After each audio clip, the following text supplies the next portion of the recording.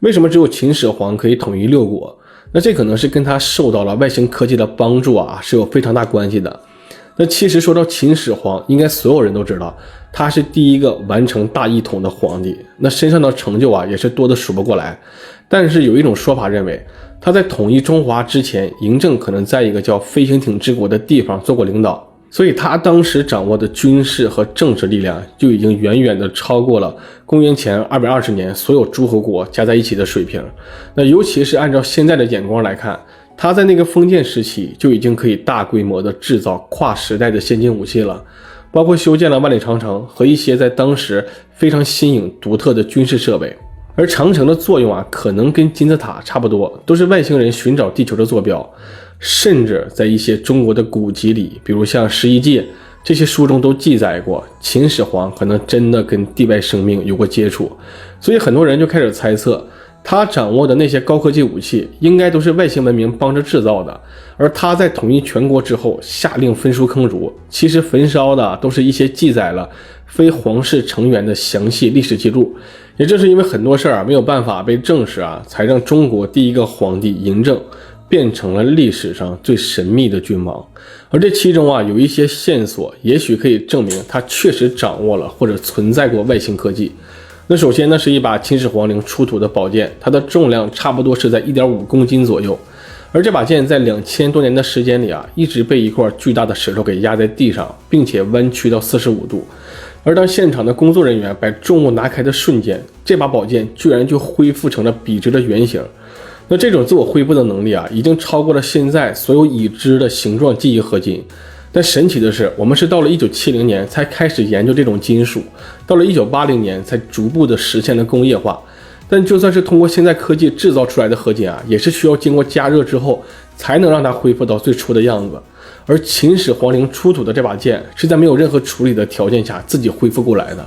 那更厉害的是啊，研究人员在用最新的技术检测的时候，还发现这把剑的表面上有一层10微米左右的铬酸研磨。也正是因为这一层膜，才让这把2200多年前制造的兵器没有出现任何生锈的地方。但我们现在已知的铬元素是到了1978年才被法国的化学家路易·尼古拉发现的，而利用铬进行防锈加工的技术啊，是到了1930年才被德国发明出来的。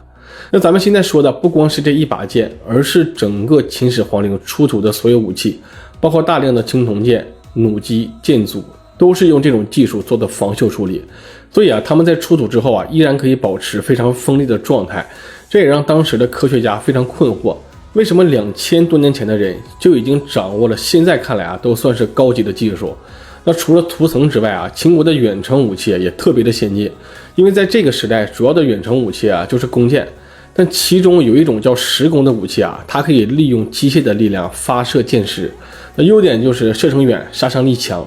而最重要的是啊，这种武器不需要士兵大量的训练就可以完全的掌握。而其他各国呢就没有办法生产出这么高质量的石弓了，他们生产的一般用几次就会坏掉，也不能大规模的参加战斗。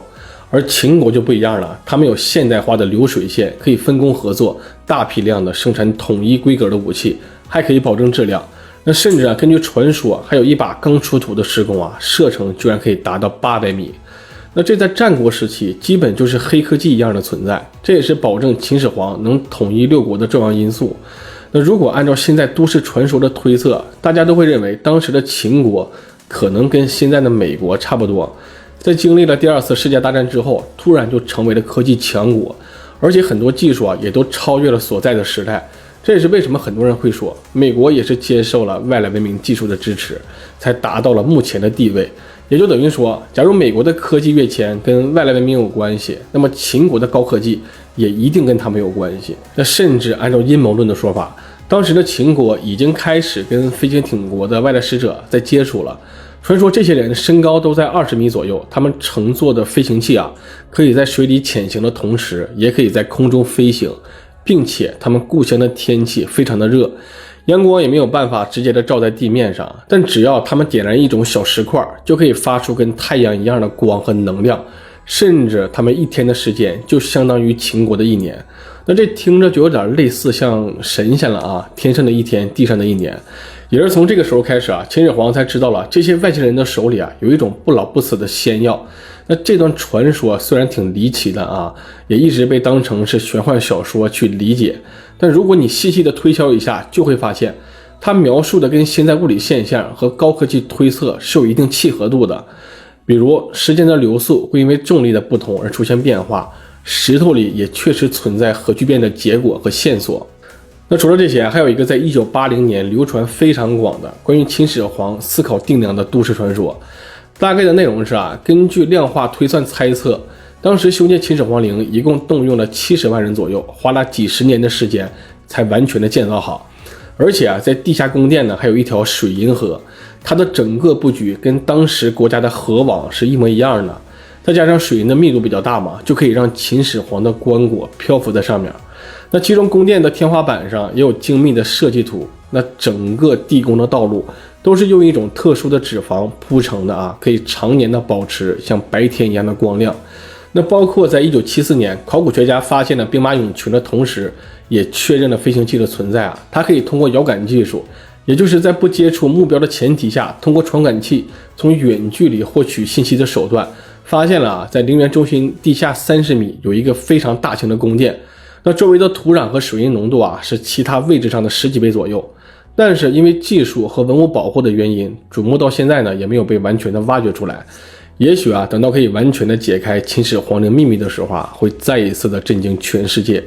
那最后他从晚年开始就一直在追求长生不老，在整个中华大地招揽方士，长期服用以水银为主的丹药，所以才说他的死可能跟水银中毒是有很大关系的。而他这么执着寻找长生不老药，可能是跟他真的见过仙人，或者受到了飞擎挺国外星人的影响有关系。那我们可以回看一下历史基本每一个时代都有类似秦始皇这种获得超凡实力的人物，可以在非常短的时间内掌控周边世界的一切。那其实这些都有可能是跟外星文明对人类历史的观察和介入有关系。